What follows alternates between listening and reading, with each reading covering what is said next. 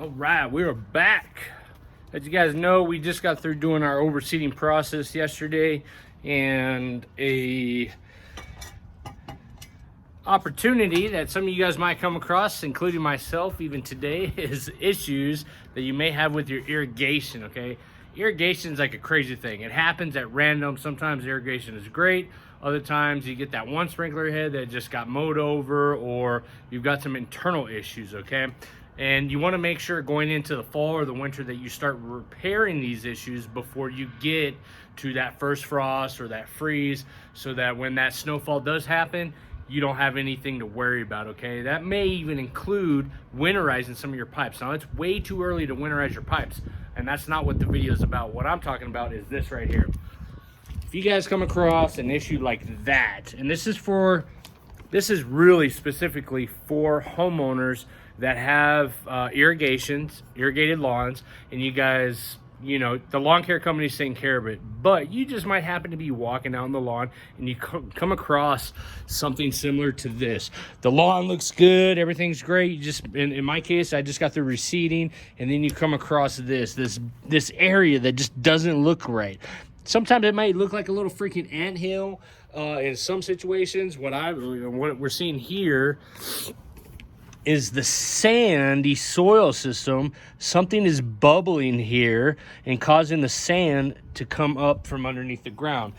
Now, what I will tell you guys about this specific part of my yard is I have I have a sprinkler head in the corner there, and I've got one over here in the corner where the shovel is. There used to be one right there in the center, but a couple years back I capped it off so I can get more pressure from the two other sprinkler heads I got. So pretty much how this video, or what this video is about today, is how to repair a small irrigation problem.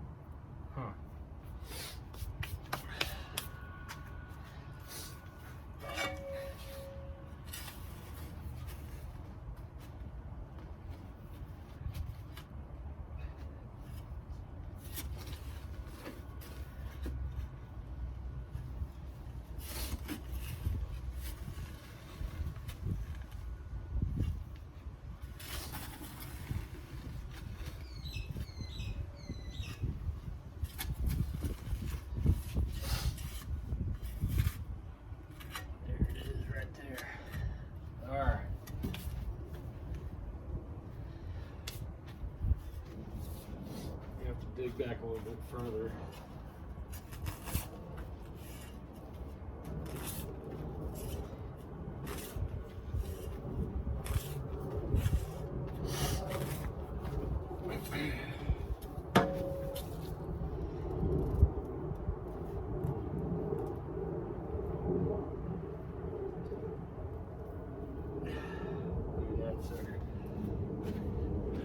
I'll put that guy in my garden over here.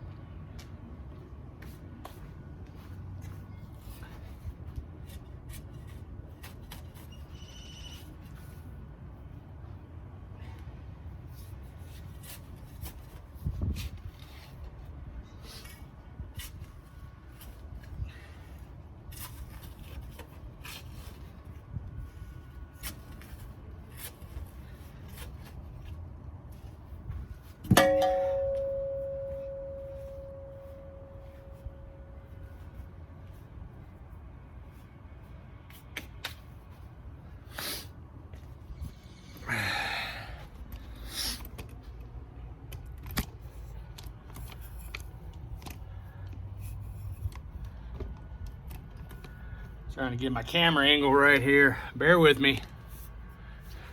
All right.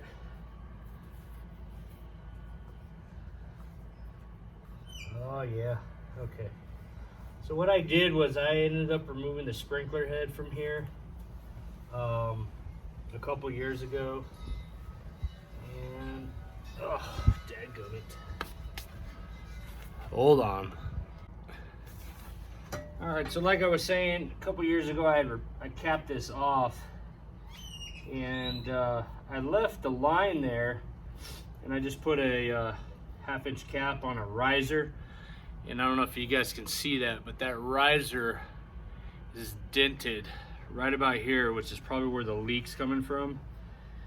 But either way, we got a new riser. I already cut it. I'm gonna cap it, screw that puppy back in.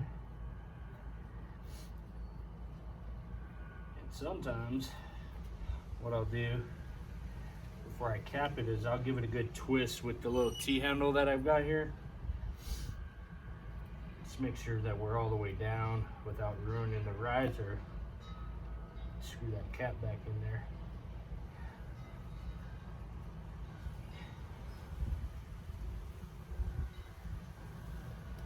And that's it. So all you do then is just cover this sucker back up, get the dirt back in here. Oh.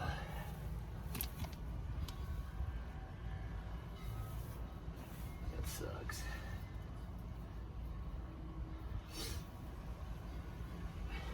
Put my grass back where it was, or attempt to.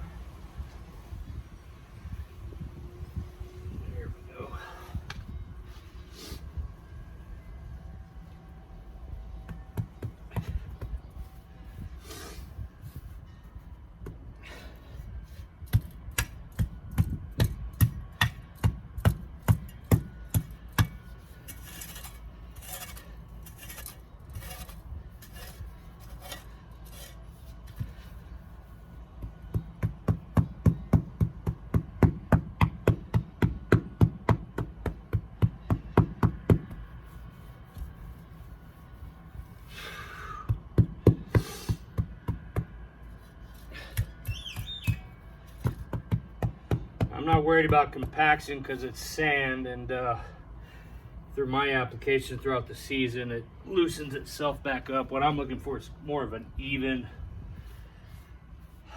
layer here. Now, obviously,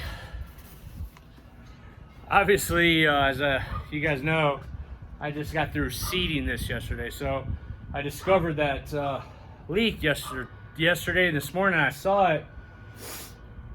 Get it repaired. Your grass seed needs water. So I'm gonna go ahead and put some more seed down, put a little bit more fertilizer, cover it back up with some peat moss, and I'll be good to go.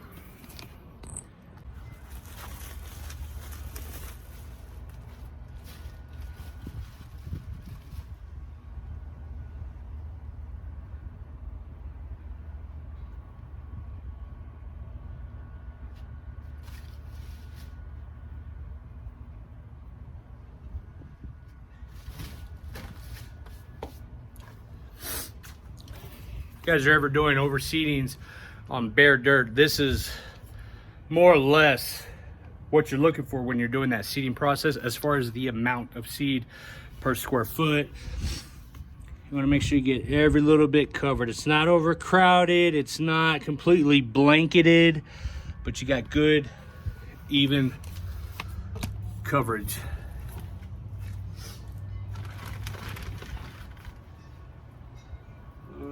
Bit of fertilizer, small handful, no scientific, no mathematical number I could put on repair spots like that. Just gonna cover that seat back up.